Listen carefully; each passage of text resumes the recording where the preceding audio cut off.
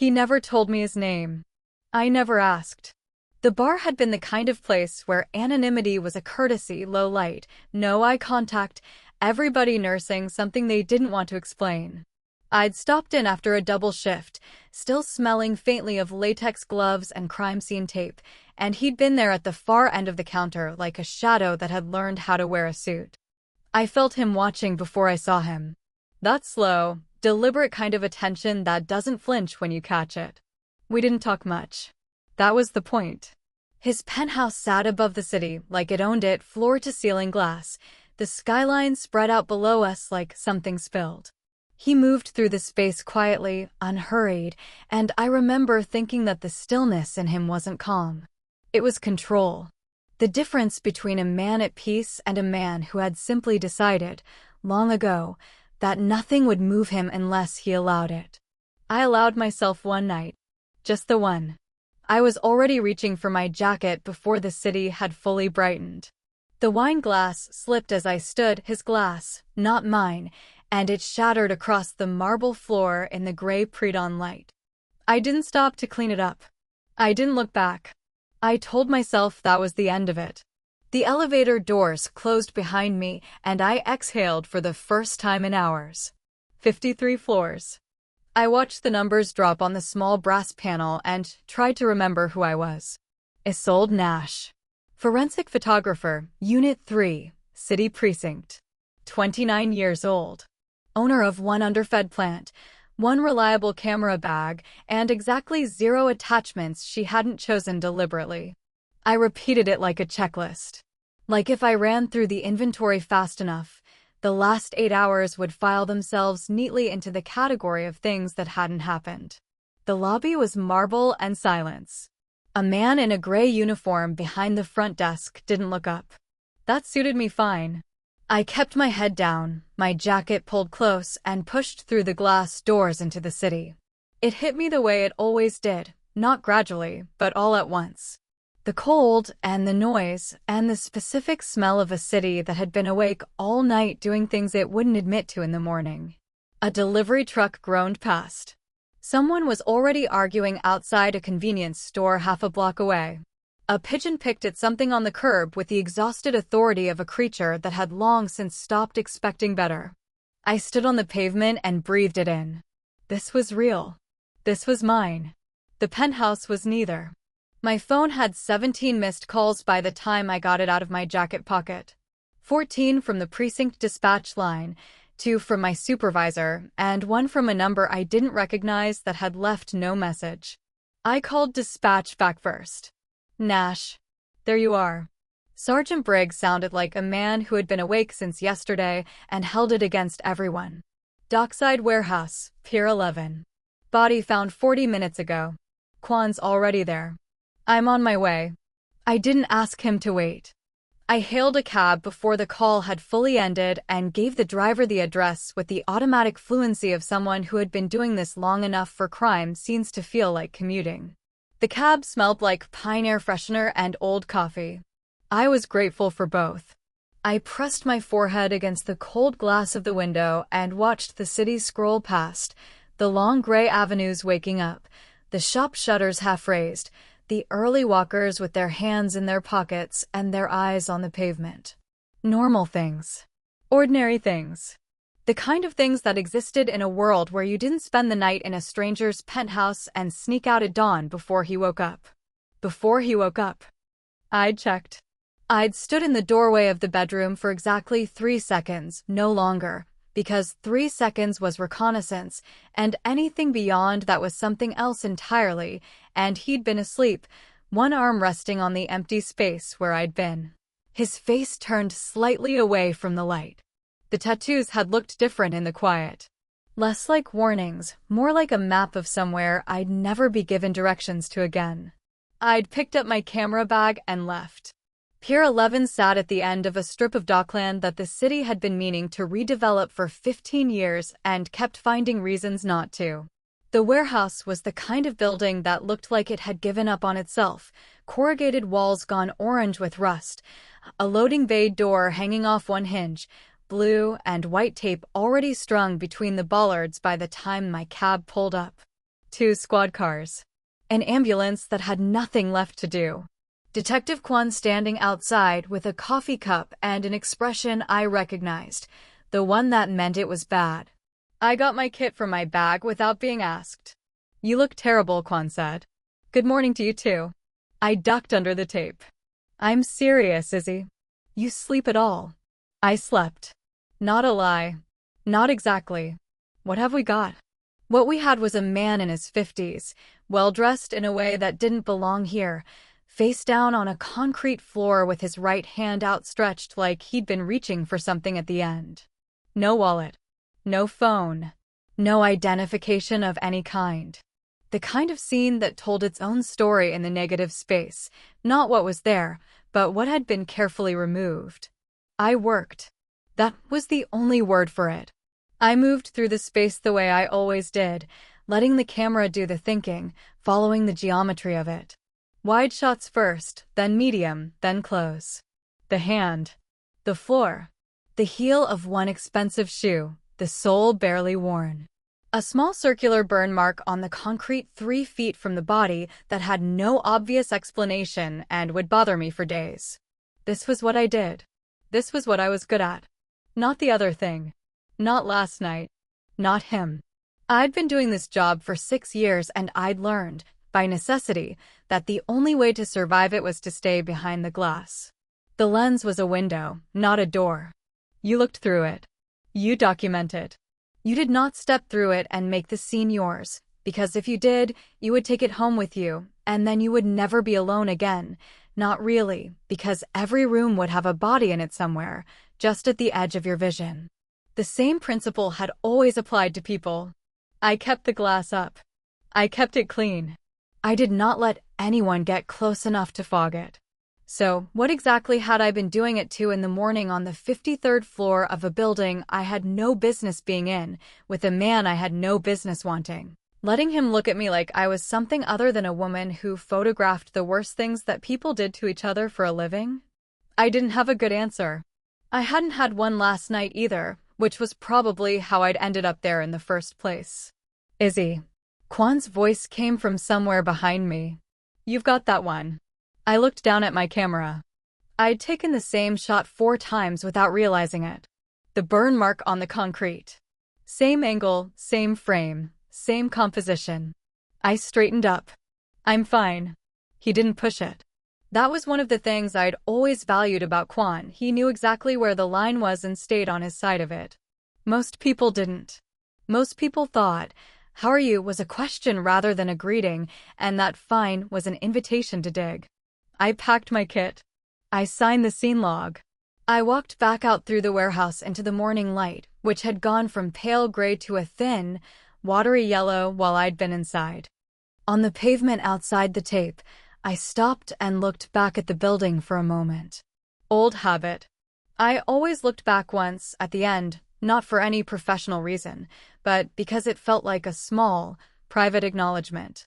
Someone had ended here. In a corrugated iron warehouse at the edge of a dockland the city had forgotten about, in the company of a burn mark and a missing identity, they had ended. I took one more frame. The building. The tape.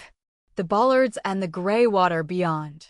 Then I turned around and walked back to the street, and I did not think about the penthouse, or the man in it, or the way he looked at me across a bar like he already knew how the story ended. I was very, very good at not thinking about things. I told myself it would hold. 3 months is long enough to convince yourself that something didn't matter. Long enough to stop reaching for your phone in the middle of the night, to stop catching yourself staring at the ceiling doing arithmetic on a man you never even named. Long enough to believe, with a reasonable degree of confidence, that you have successfully filed the whole thing under mistake, resolved, moving on. It is not, it turns out, long enough to outrun the consequences. The nausea hit me at 7:14 in the morning, in the stairwell of a condemned apartment building in the 9th Ward, 3 flights up and halfway through a scene I'd been called to at 6. I knew the exact time because I'd been watching the clock on my phone, running the same quiet calculation I'd been running for 11 days. How many hours since the last time? How long before it passed? whether this was finally the morning it wouldn't. It was not that morning. I made it to the window at the end of the landing. It was painted shut, but the cold coming through the gap in the frame was enough. I pressed my palm flat against the wall and breathed through my nose the way the app had taught me: 4 counts in, hold, 4 counts out, and waited for the wave to crest and pull back. Below me, through the grimy glass, the street went about its morning. A woman walked a dog. A man in a hard hat consulted a clipboard. Entirely ordinary. Entirely indifferent to the fact that I was quietly falling apart on the 3rd floor. It passed. It always passed. That was the cruelest part of it, not that it was unbearable, but that it was perfectly, precisely bearable, just bearable enough that you kept going, kept showing up, kept standing in condemned stairwells with a camera bag on your shoulder and a secret you hadn't yet decided what to do with. I'd bought the test 11 days ago from a pharmacy 3 neighborhoods over. Paid cash. Put my sunglasses on, which was ridiculous given that it was raining, but the alternative was walking in as myself, and I wasn't ready to be myself yet. The result had taken 3 minutes to appear and approximately 3 seconds to rearrange the entire architecture of my life. Positive. I'd stood in the single-stall bathroom of a coffee shop I'd never been to before and stared at the 2 pink lines with the specific, hollow calm of a person whose brain has simply refused to process something and is waiting for a later date to reschedule the breakdown. Then I'd put the test in my jacket pocket, washed my hands, ordered a black coffee I didn't drink, and gone to work. That had been 11 days ago. I was still waiting for the later date. Nash. Rhea's voice drifted up from the floor below. She was the lead on this one, sharp, impatient, the kind of detective who took it personally when a crime scene didn't tell her what she wanted to hear. You done up there? 2 minutes. I pushed off the wall, steadied myself, and went back to work. The apartment was a secondary scene, not where it had happened, but where evidence of it had been left behind. Deliberate evidence. The kind of arrangement that takes time and intention, that tells you more about the person who made it than the victim it concerned. I moved through the rooms carefully, documenting everything: the placement, the angles, the particular grammar of it. Someone was making a statement. They wanted it read. I photographed it all and kept my face neutral and did not think about the fact that my body was, at this exact moment, doing something I had not authorized it to do. The precinct briefing room smelled like burnt filter coffee and dry erase marker, the way it always did at 9 in the morning when the night shift had just turned over and nobody had opened a window. I found a seat near the back, set my camera bag under the chair, and pulled out my laptop. Standard debrief. I'd been to hundreds of them. Sergeant Briggs ran through the active cases in the flat, exhausted monotone of a man reading from a list he'd already memorized. 2 open homicides. A series of arson incidents in the warehouse district. A missing persons case that had been quietly reclassified. I typed my scene notes and half listened and watched the wall. They'd repainted it sometime in the last month. The corkboard had moved 3 feet to the left, which had bothered me in the low-level, background way that small spatial changes always bothered me. Pinned to it now was the new task force material. Organized crime. A syndicate that had been operating in the city for the better part of a decade under a series of names and structures that kept dissolving and reappearing in different configurations, like something that had learned to survive by never holding the same shape twice. Briggs clicked to the next slide. Primary suspect. Soren Valerius, 34. Known within the syndicate as the Ghost King. I stopped typing. The photograph on the screen was surveillance quality, slightly grainy, taken at distance, the subject mid-stride on a street I didn't recognize. Dark suit. Head slightly turned, as though he'd sensed the camera. And even at that resolution, even with the distance and the angle and the deliberate avoidance of the lens, I knew the line of that jaw. I knew the way he held his shoulders. I knew, with a certainty that landed in my stomach like something dropped from a very great height, that I had seen this man sleep. The room kept going. Briggs kept talking. Someone 2 chairs over asked a question about the task force timeline and someone else answered it. I sat very still and looked at the photograph and understood, with a clarity that was almost funny in its neatness, that the universe had a very specific sense of humor. The man I'd spent 3 months not thinking about was on the city's most wanted board. The man I'd spent 3 months not thinking about was the primary suspect in a federal organized crime investigation. And I was, according to a pregnancy app that sent me cheerful notifications I had not turned off, because turning them off would mean making a decision 11 weeks and 4 days along. I closed my laptop. My hands were steady. I was good at steady. Nash. Reyes again, from across the room. You get anything usable from the Ninth Ward? Everything, I said. My voice came out even. Professional. Exactly the way I needed it to. I'll have the full set to you by noon. She nodded and looked away. Around me, the briefing dissolved into the usual post-meeting shuffle, chairs scraping, phones emerging, the low percussion of a building that had somewhere else to be. I didn't move. I looked at the photograph for exactly 3 more seconds. Same rule as always. 3 seconds is reconnaissance. Anything beyond that is something else. Then I picked up my bag, stood up, and walked out of the briefing room without looking back. Somewhere below the surface of the composure I'd spent 6 years constructing, something had just come loose. I could feel it, a small, structural shift, the way a building sounds different after a tremor, not broken yet, but no longer entirely sure of its own foundations. Soren Valerius. Now I had a name. He found me on a Tuesday. I know it was a Tuesday because I'd spent the morning processing scene photographs from the Ninth Ward, and Tuesdays were the days I transferred files to the evidence server, which meant I'd been at my desk for 4 straight hours without leaving, which meant I was overdue for the walk I took every afternoon to the coffee cart on the corner of 5th, which is exactly what I was doing when I came out of the precinct's side door and found him leaning against the wall opposite as though he'd been there long enough to get comfortable. He wasn't looking at his phone. He wasn't scanning the street. He was just watching the door, waiting with that same absolute stillness I remembered from the bar, the stillness of a man who had made the decision to be somewhere and was prepared to remain there indefinitely until the situation resolved itself in his favor. I stopped walking. My hand tightened on my camera bag strap. He looked exactly like the surveillance photograph and nothing like it at all. The photograph had flattened him, made him two-dimensional, a shape to be filed and classified and pinned to a briefing room corkboard. In person he occupied space differently, not loudly, not in the way that some men did, filling rooms with performance and noise. Quietly, like a shift in air pressure. Like the moment before weather. He pushed off the wall when he saw me. Unhurried. He crossed the street with his hands in his jacket pockets and stopped 6 feet away, and he looked at me the same way he had in the bar 3 months ago, that specific, leveled attention, the kind that doesn't ask permission. Isolde Nash. Not a question.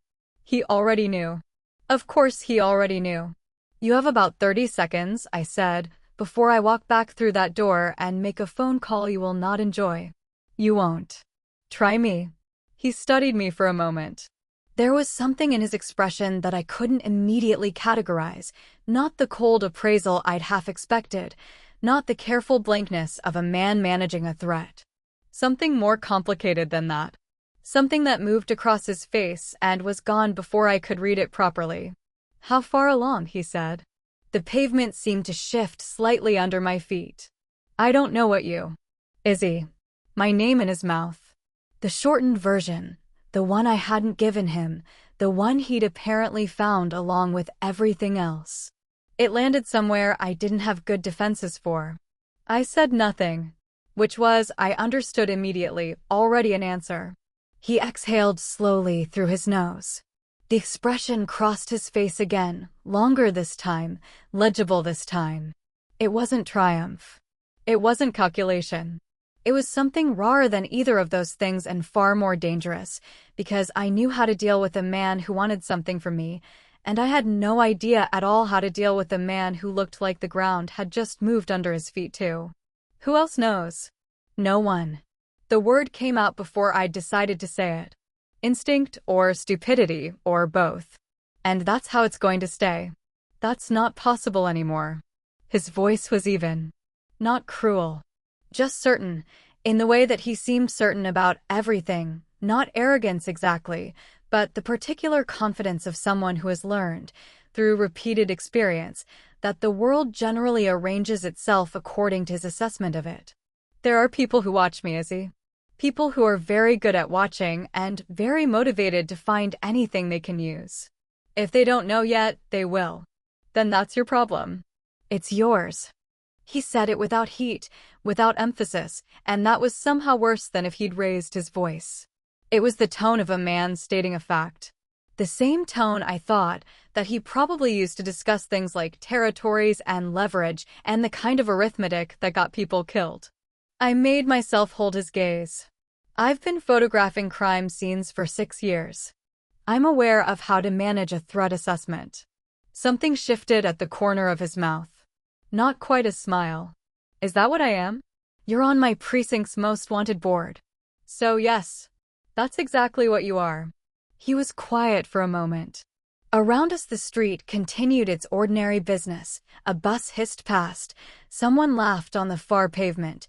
A courier locked his bike to a railing with practiced efficiency. The world had absolutely no interest in the fact that it was currently serving as the backdrop to the most catastrophic conversation of my life. I'm not going to hurt you, Soren said. I need you to understand that before anything else.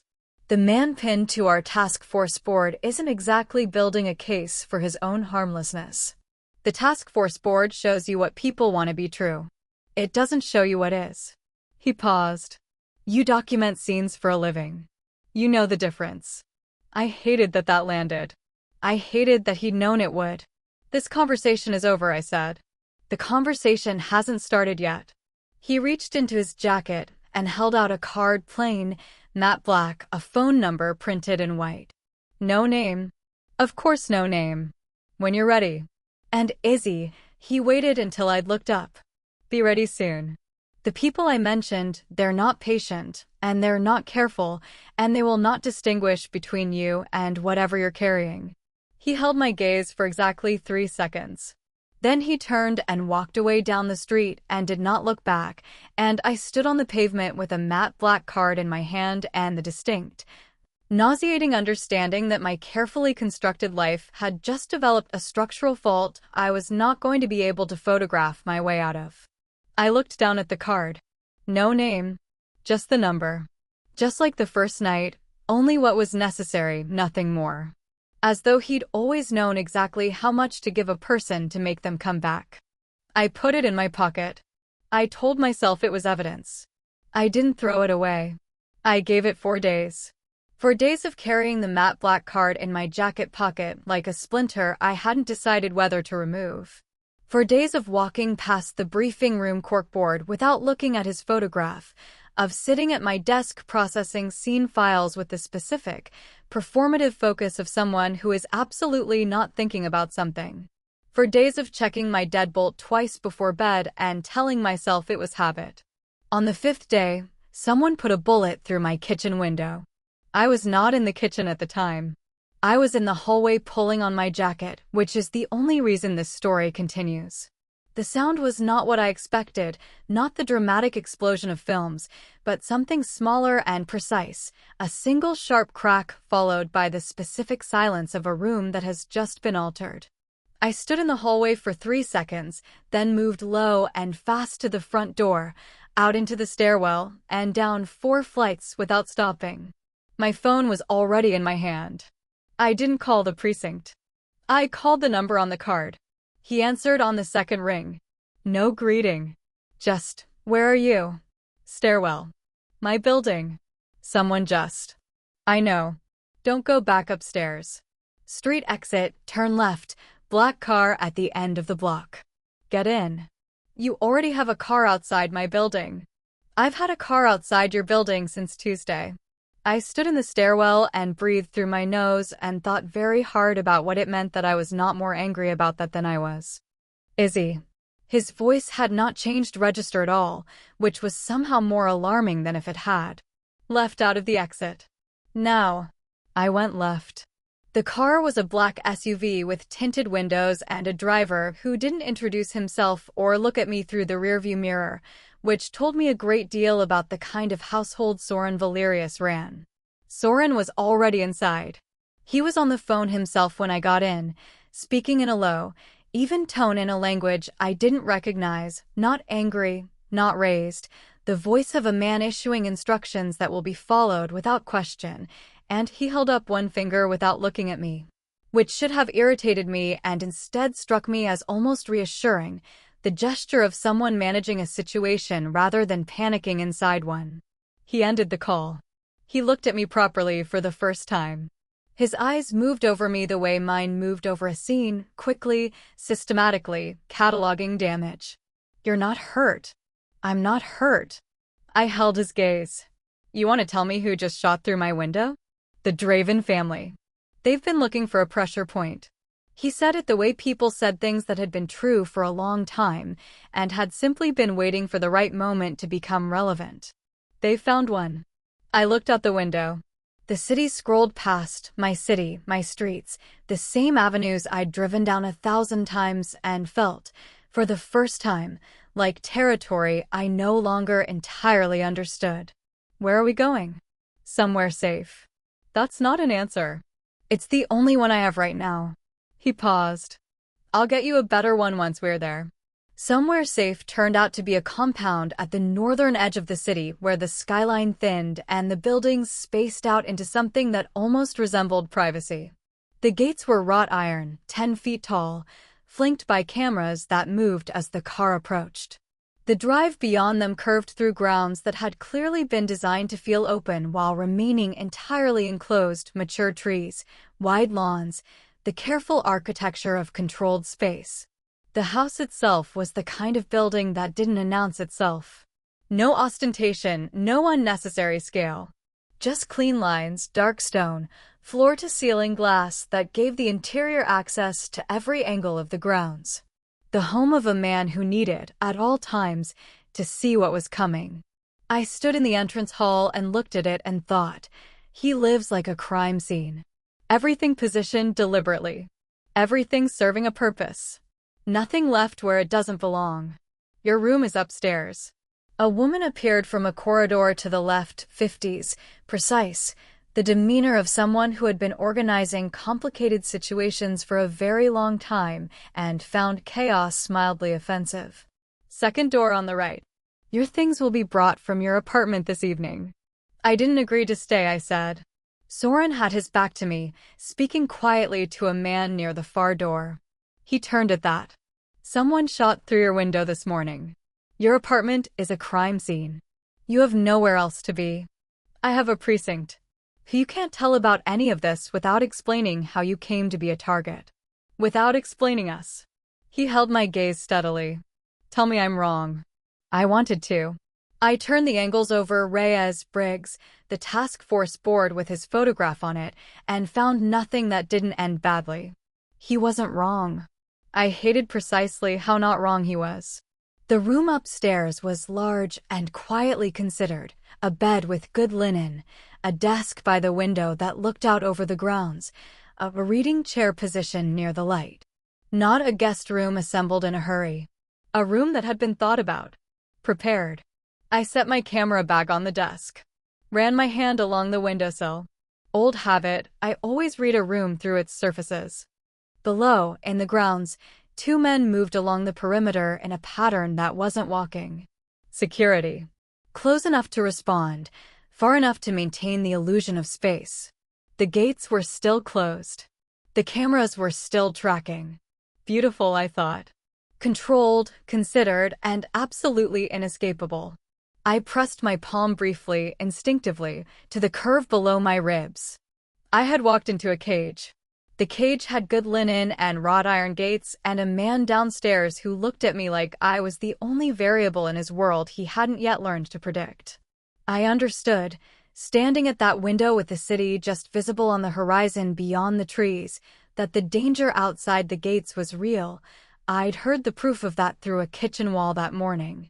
But the danger inside them was a different kind entirely. And I wasn't sure yet which one frightened me more. I found him at 2 in the morning in the library. I hadn't been able to sleep. That was nothing new. Sleep had been unreliable for weeks, the baby rearranging not just my body but my hours, pulling me awake at odd intervals as though already establishing who was in charge. I'd come downstairs for water and seen the light under the library door and stopped without entirely deciding to. He was sitting in the chair by the far window, jacket off, collar open, a glass of something amber on the table beside him that he didn't appear to be drinking. He had a book open in his lap, but he wasn't reading it either. He was looking out at the grounds in the way I'd come to recognize over 3 days in this house, that watchful, interior stillness, the look of a man whose mind never fully stood down. He heard me before I spoke. He always did. "Can't sleep," he said.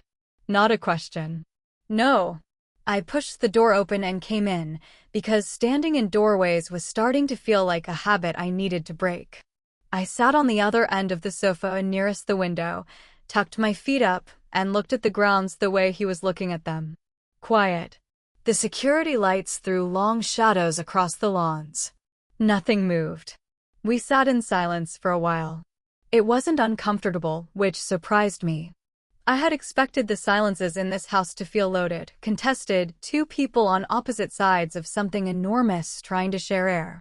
But this one was simply quiet.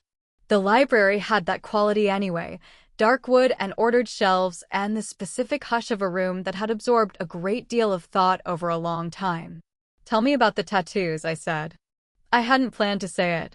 But I was a woman who read scenes for a living, and the ink on his throat and hands and the edges of his forearms had been a scene I hadn't been permitted to read, and at 2 in the morning in a quiet library it seemed like the most natural question in the world.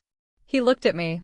Something shifted in his expression, not guardedness exactly, more like the pause before a door is opened that hasn't been opened in a long time. He set the book aside and turned slightly toward me, and held out his right hand, palm down, between us. The ink ran from his knuckles to his wrist, fine lines, geometric, interrupted by words in a script I didn't immediately recognize. "My mother's language," he said. "She was from the North Coast. Small place, the kind that doesn't appear on maps that other people use." His voice was the same even register it always was, but quieter, like a recording of itself at lower volume. "She died when I was 11. I had her words put here when I was 19 because I was starting to forget the sound of them, and I needed somewhere to keep them." I looked at the words on his wrist. I didn't ask what they meant. Some things don't need translation to be understood. "And the ones on your neck?" His hand moved, a reflex, almost quickly suppressed, toward his throat. "Those came later. Each one is a name. People you've lost? A beat. People I couldn't protect." The distinction landed quietly and sat there between us. I was a forensic photographer. I had stood in rooms where the distinction between lost and failed had made the difference between an accident and a crime. I understood the weight of that particular word choice with my whole body. "How many?" I asked. 7. He didn't hesitate. He'd counted them so many times the number lived at the front of his mouth. "The first was my brother. He was 14. I was 16, and I thought I knew how to keep us both safe, and I was wrong." I said nothing. In my experience, silence was almost always the right response to that kind of grief, not the silence of discomfort, but the silence of someone making room. Soren looked back at the window. The syndicate wasn't something I chose in the way people choose things. It was what was already there when I needed something to stand between me and the people who'd taken Marcus. I built it into what it is because the alternative was to remain something that could be picked off. Powerless. He paused. "I'm aware that's not a justification." I didn't ask for a justification. He turned to look at me then, and there was something in it that I hadn't seen on his face before, not in the bar, not in the street outside the precinct, not in the car. Something unguarded. Raw at the edges, the way old things are when they're finally brought into light. "You're not what I expected," he said. "What did you expect?" "Someone easier to keep at a distance." I looked at him for a moment. The low light of the library caught the line of his jaw, the ink at his throat, the careful set of his shoulders that was beginning, over 3 days in close quarters, to read less like control and more like the habit of a man who had never been permitted to put it down. "I photograph crime scenes," I said. "I am professionally trained to see through the surface of things to what's underneath. Keeping me at a distance was never going to work." Something moved across his face. Not the near smile from outside the precinct. Something quieter than that, and more serious, and significantly more dangerous to the architecture of the walls I'd spent the last 3 months reinforcing. He reached across the space between us slowly, with the deliberateness of a man who understood exactly what he was doing, and turned my hand over on the cushion. He didn't hold it. He just rested his fingers against my palm and looked at me with the directness he brought to everything, unblinking, unhurried. "I'm going to keep you safe," he said. "Both of you. Whatever it costs." I should have said something measured. Something that maintained the appropriate distance between a woman with a camera and a man with 7 names on his throat. I had a list of those measured things. I'd been composing it for days. Instead, I turned my hand over and let my fingers close around his and said nothing at all. Outside, the security lights held steady. The grounds were still. The gates were closed. For the first time in as long as I could remember, the stillness felt less like a cage and more like shelter. Reyes found me on a Thursday. Not at the compound. She didn't know about the compound, and I intended to keep it that way, but at the coffee cart on 5th, which I'd been returning to twice a week because I needed the city, needed the ordinary percussion of it, needed to stand on a pavement with strangers and remember that a world existed beyond wrought iron gates and a library where a man had once turned my hand over and rearranged something fundamental inside me. She was already there when I arrived, leaning against the wall with 2 cups, which told me this was not a coincidence. "You're hard to find lately," she said, handing me one. "I've been on extended leave. Medical." That much was officially true. Briggs had signed the paperwork without asking too many questions, which was one of the few things I was grateful for. "Right." She looked at me over the rim of her cup. Reyes had the eyes of someone who had spent 15 years interviewing people who were lying to her, and she'd gotten very good at it. "How are you feeling?" "Better." Also true, technically. The nausea had largely resolved. The rest of it, the compound, the gates, the man with 7 names on his throat sleeping 2 doors down from me, was not something that could be summarized as feeling better or worse. It was simply a new set of coordinates. Reyes was quiet for a moment. Then, "We know you're in contact with him, Izzy." The coffee in my hand was very hot. I focused on that, the heat through the paper cup, the specific weight of it, and kept my face exactly where I needed it. "I don't know what you're referring to." "Soren Valerius." She said it quietly, without theater. "We had eyes on your building the night of the shooting. We saw the car. We ran the plates." She paused. "We've been building this case for 2 years, Nash. Federal involvement, 3 jurisdictions. And we need something from inside that we don't have yet." I looked at a point past her shoulder. A bus was pulling up at the stop across the street, its doors folding open, people filing out into the morning with their shoulders hunched against the cold. Ordinary. Unthreatened. "You want me to gather evidence," I said. "You're already inside, Izzy. You have a camera. You have access we don't. You notice things, it's what you do. We're not asking you to do anything you don't already know how to do." She let that sit. "We'd provide full protection. Witness immunity. Everything made clean on your end. All of it. All of it." I turned the phrase over. There was a version of this conversation in which it was simple, in which I was a law enforcement professional who had, through a series of events she had not planned, obtained proximity to a federal suspect. And the correct thing to do was exactly what Reyes was describing. I had taken an oath. I believed in the work. I had stood in enough rooms where the law was the only thing that stood between the living and the worst things people did to each other. I knew all of that. I had built my life on all of that. I also knew what 7 names on a man's throat felt like under my fingers in the dark. "I need time," I said. "We don't have a lot of it." The Draven situation is accelerating. If Valerius moves before we do, we lose him again, and this time people will die that don't have to. She held my gaze. You know I wouldn't ask this if there were another way. I did know that. Reyes was not a person who moved people around like pieces if she had an alternative. That was precisely what made this harder. I walked back to the car Soren had sent for me and sat in the back seat and watched the city for the entire 40-minute drive without seeing any of it. He was in the main room when I got in, standing at the long table with two of his people, a map spread open between them. He looked up when I entered, and whatever was on my face made him say something quiet to the others and wait until they'd left before he spoke. What happened? Nothing. Difficult morning.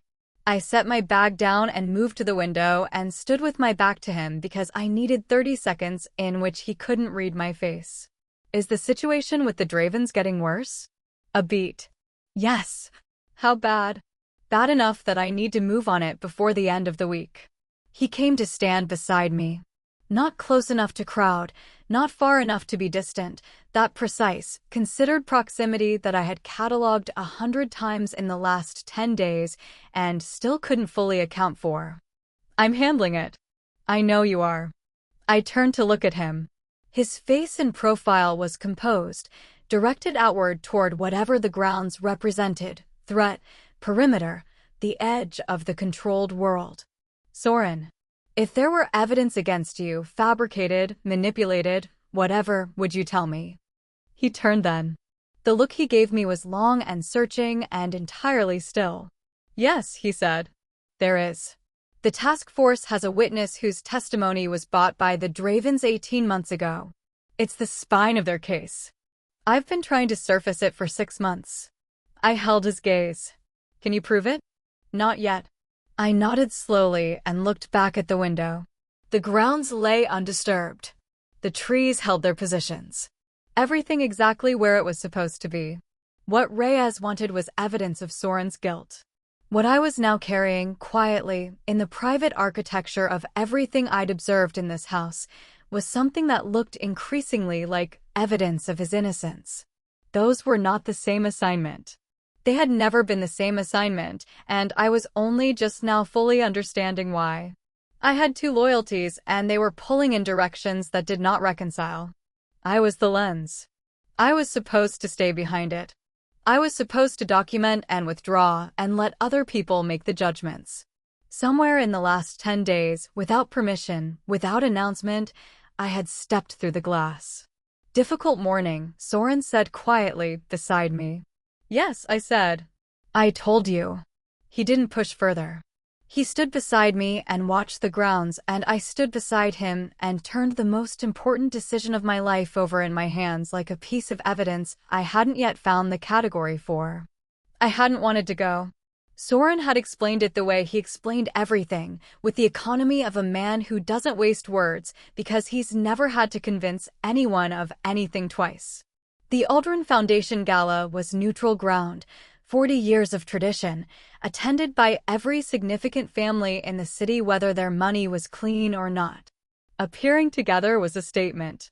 Staying away was a different kind of statement, and in the current climate, the wrong one. You want to use me as a shield, I said.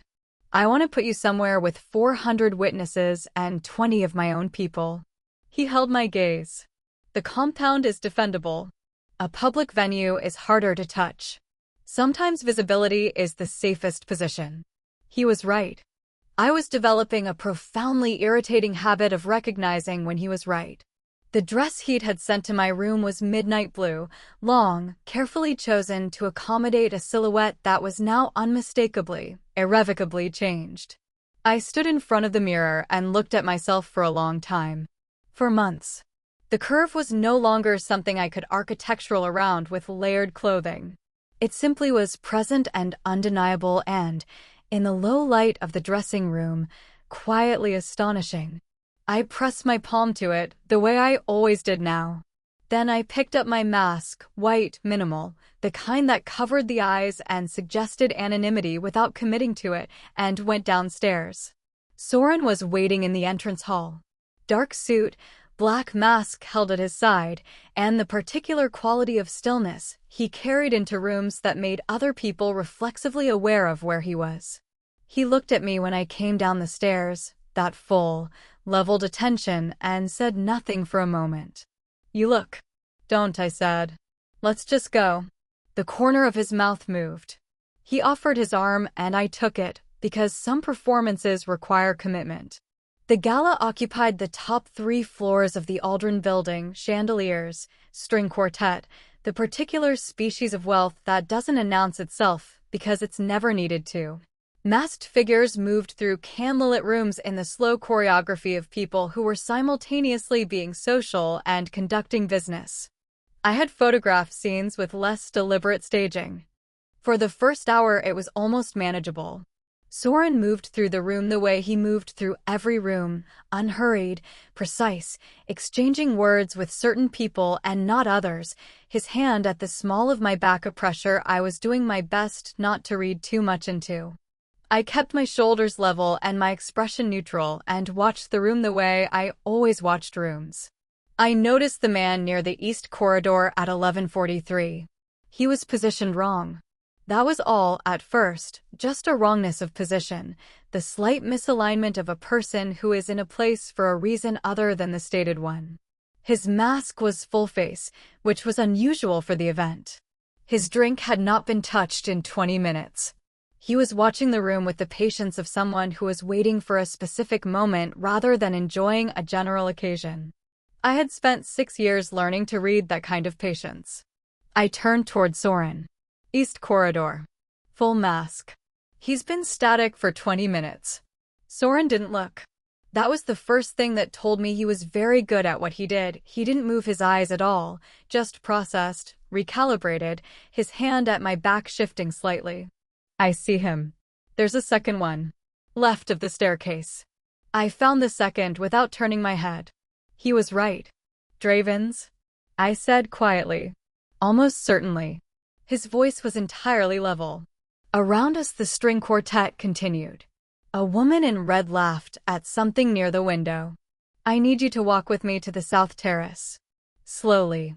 Don't look back. Your people. Already moving." His hand applied the gentlest pressure. "Trust me." 2 words. The simplest instruction he had ever given me.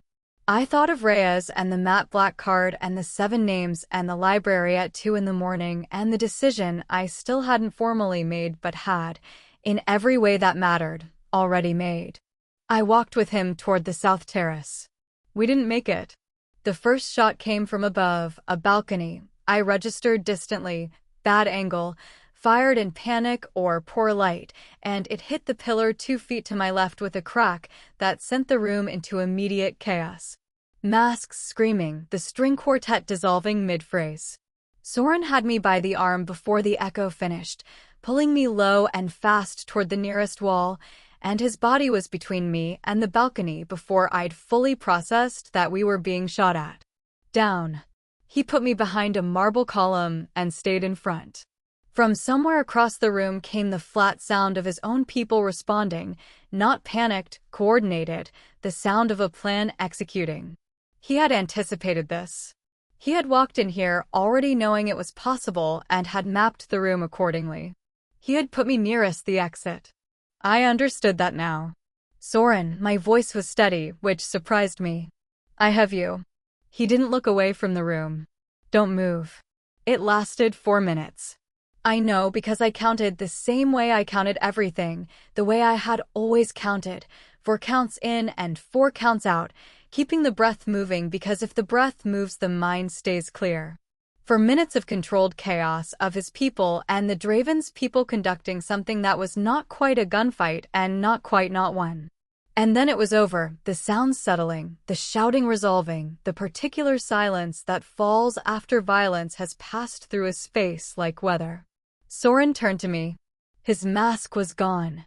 There was a cut at his jaw, shallow, already clotting, a fragment or a graze, something that had come close enough to mark him.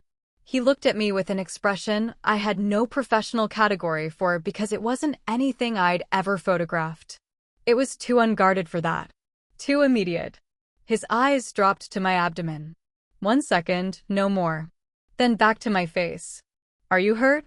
No. I reached up, without planning to, and pressed my fingers to the cut at his jaw. He went very still. You're bleeding. It's nothing. I know what nothing looks like. My voice was steady still, but something underneath it was not. This isn't it. He covered my hand with his. The room around us was beginning to resolve into the aftermath: voices, movement, the distant sound of sirens approaching from the street. In approximately 6 minutes, this space would become a crime scene, and I would be a forensic photographer standing inside it, and the entire careful architecture of the last 2 weeks would become impossible to contain. I knew all of that. I kept my hand where it was. He was gone when I woke up. Not in the way of the penthouse, not a vanishing, not an absence that left a shattered wine glass and a silence I'd spent 3 months trying to categorize. This was different. His side of the bed was still warm. His jacket was still on the chair. On the nightstand, he'd left a single sheet of paper, folded once, with my name written on the outside in a hand that was precise and unhurried, the handwriting of a man who did everything with the same quality of attention. I opened it. 3 lines. Stay inside. Trust Marin. I'll be back before dark. I read it twice. Then I folded it along its original crease and held it and looked at the ceiling and understood, with the specific clarity that came to me sometimes in the early morning when the house was quiet and my mind hadn't yet assembled its defenses, that I was frightened. Not of what he would find. Of what it would cost him to go looking. Marin, the precise, unflappable woman who ran the compound with the quiet authority of someone who had seen everything at least twice. Brought tea to the library at 7 and answered exactly none of my questions with a serenity that suggested she had been specifically briefed to do so. She told me Soren had left at 4. She told me his people were with him. She told me the gates were secured and the perimeter was covered and that I should eat something, which I did, because the baby had opinions about that regardless of the circumstances. I spent the morning doing the only thing I knew how to do when I had no control over a situation. I worked. I processed the gala photographs from my phone. I'd taken 3 shots on instinct in the chaos, the reflex of 6 years, and 2 of them were usable, and I sat with what I had and thought about Reyes and what she'd asked and what I was now, finally, prepared to do about it. Because there was evidence. Not of what the task force thought. Of what was actually true. I had been inside this house for 2 weeks. I had Izzy Nash's eyes and Izzy Nash's instincts, and I had looked at every room I was permitted to enter the way I looked at every room, reading the surfaces, reading the arrangement, reading what was present and what was conspicuously absent. What I had found was not the infrastructure of a man running an active criminal enterprise. What I had found was the infrastructure of a man managing a defensive war he hadn't started, against a family that had corrupted the only evidence that could have ended it cleanly. I called Reyes at 9. I have something for you, I said. But it's not what you asked for. It's better. She was quiet for a moment. I'm listening. The Aldrin Gala last night. The Dravens sent 2 people. I can place them, I have the photographs, and I have the positions. That's conspiracy to commit in a venue with 400 witnesses, and it puts the Dravens in the room, which opens the question of why they needed Valerius removed badly enough to go public. I paused. And then there's the witness. The one whose testimony was purchased 18 months ago. I have a name. I have a timeline. I have enough to pull the thread. Another silence. Longer this time. Izzy, how do you have a name? Because I've been doing what you trained me to do, I said. Reading what's actually in the room instead of what someone told me to expect. She didn't push further. Reyes was, at her core, a detective, and a detective who has just been handed a better case doesn't argue about the methodology. We agreed on a meeting point. I hung up and sat with my hands in my lap and breathed through the 4 count and felt, for the first time in 2 weeks, like something was resolving rather than accumulating. Soren came back at 5:30. I heard the gates before I heard the car, then the car on the drive, then the front door. I stayed in the library. I heard him speak to Marin in the hallway, brief, low, and then his footsteps on the stairs, and then the library door. He looked the same. That was the first thing. No visible damage beyond the dressed graze at his jaw from the night before. No evidence on the surface of whatever the day had required of him. He had that quality, the ability to re-enter a room having done irrevocable things and carry none of the residue where anyone could see it. Except that I was very good at reading rooms, and I could see it. It was in the set of his shoulders, slightly lower than usual. In the way he stood inside the door for a moment before moving, not hesitating exactly, but a man returning to something he wasn't entirely certain he still deserved. "Is it done?" I asked. "Yes." I nodded. I didn't ask for the details. I had made my peace with that somewhere in the long hours of the morning. There were rooms I would not photograph, things I would document with my understanding rather than my lens, and this was one of them. The Dravens had put a bullet through my kitchen window. They had sent men to a gala to finish what that bullet started. They had made themselves a threat to a child who had not yet been born and had no stake in any of it. I was a woman who believed in the law. I was also a woman who had stood in enough rooms to know that the law, on its own, was sometimes simply too slow. Soren crossed the room and stopped in front of me. He looked at me with that expression he'd had in the aftermath of the gala, unguarded, immediate, the face beneath the face. "I told you I would keep you safe," he said. "Both of you." "I know." I reached up and touched the dressed graze at his jaw, the same gesture as last night, deliberate this time, not reflex. "I called Reyes this morning. I gave her the gala photographs and the witness name. She has enough to dismantle the Dravens through the courts and enough to pull the fabricated testimony. It won't happen overnight, but it will happen." He was very still. "You went to the task force." "I went to a detective I trust with evidence that is accurate." "There's a difference." I held his gaze. "You told me the task force board shows what people want to be true, not what is." I gave them what is. "What's actually in the room?" Something shifted in his face. That slow, serious thing that wasn't quite a smile and was more valuable for not being one. "You're going to be very difficult to be in a relationship with," he said quietly. "You already knew that." "Yes," he said. I did. Outside, the evening was settling over the grounds, the security lights beginning their long work, the gates holding their position, the trees absolutely still. The city was out there somewhere beyond them, doing what cities did, generating its evidence, waiting for someone to come and read it. For the first time since the penthouse, since the bar, since a night that had set every subsequent thing in motion, I was not trying to leave. The house had no gates. That was the first thing I noticed when Soren drove me there on a Saturday morning in early spring, 3 weeks after the gala. 2 weeks after Reyes had called to tell me that the Draven family's principal lieutenants were in federal custody and the fabricated witness had been formally recanted. The house sat at the end of a road lined with trees that were just beginning to consider the idea of leaves, a stone building, 2 stories, with a garden at the back that someone had once cared about and that had been waiting patiently ever since for someone to care about it again. No cameras on the perimeter. No men walking the tree line. No wrought iron and no intercom and no architecture of vigilance built into every sightline. Just a house. On a road. With a garden that needed work. "This is not what I expected," I said. Soren stood beside me on the front path with his hands in his jacket pockets, looking at the building with the expression I'd come to recognize as his version of feeling something he hadn't fully processed yet, a slight compression around the eyes. A stillness that was different from his operational stillness, softer at the edges. "What did you expect?" "Something with a panic room. Possibly a moat." That moved the corner of his mouth. "There's a very good lock on the back door." Reassuring. He turned to look at me. "The compound is being transferred. The syndicate's remaining operations have been handed to a legal trust. I've spent 6 weeks structuring it with 2 lawyers and an accountant who I'm fairly certain suspects everything but is too well paid to ask. The name is retired."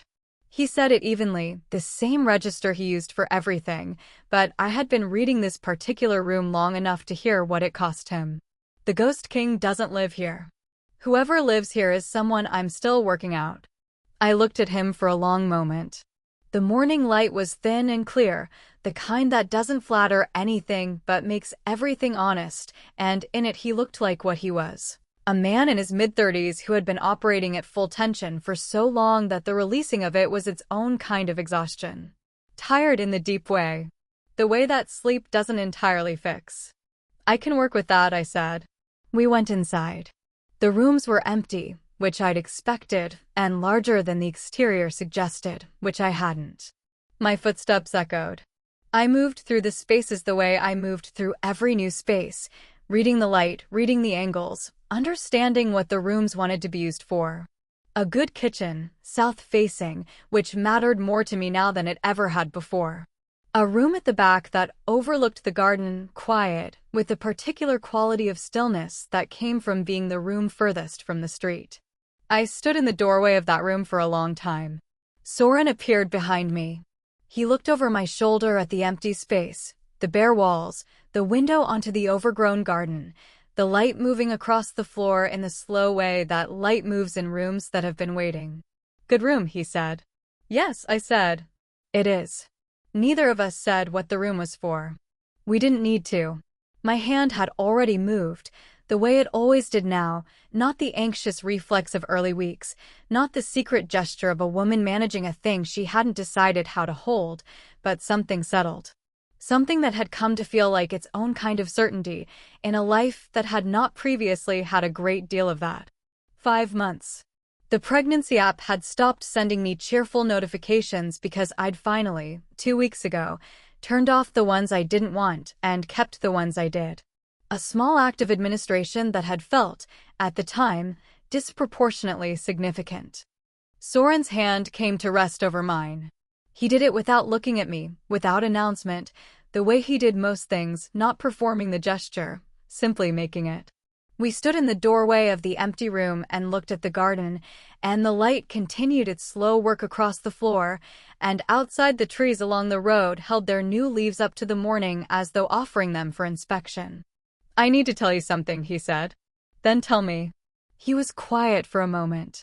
In the months I had known him properly, known the man who existed beneath the name and the reputation and the 7 names inked on his skin, I had learned that his silences were not evasions. They were the shape of a man thinking carefully before he spoke, because he had learned, the hard way, that words said carelessly were very difficult to take back. I don't know how to do this, he said. The version of this where there are no gates. Where I'm not accounting for every variable. A pause. I've been managing threat assessments since I was 16 years old. I don't have a reference for what comes after that. I turned to face him. He let me look. That was the thing about Soren, the thing I had not expected and had not been able to maintain my distance from. He let me look at him. Fully. Without flinching from it or managing it or holding anything back. Neither do I said. I've been keeping glass between myself and everything for 6 years. I don't have a reference for not doing that either. So we're both working without a map. We're both working without a map, I agreed. Something in his face eased. Not all the way, it would be a long time before all the way, for either of us, and I understood that and had stopped expecting otherwise. But enough. The compression around his eyes softened. His shoulders dropped a fraction, not the defeated drop of Chapter 8's doorway, but something voluntary. Chosen. He leaned down and pressed his lips to my temple, and stayed there for a moment, and said nothing further, which was exactly right. We stood in the doorway of the empty room in a house with no gates, on a road where the trees were making their slow spring argument for beginning again, and I did something I was not professionally trained to do and had spent a long time avoiding. I put the camera down. Not literally. My camera bag was in the car, as it always was, because some habits are structural and some are simply true. But the other one. The internal one. The lens I had held up between myself and every person, every room, everything that threatened to matter too much. I put it down. I stood in the light without it, next to a man who was learning to exist without his armor at approximately the same rate I was learning to exist without mine, and let the room be what it was: empty, quiet, full of what was coming, and found that the world, seen without glass between us, was not the dangerous thing I had always expected. It was just the world. And for the first time in as long as I could remember, that was enough.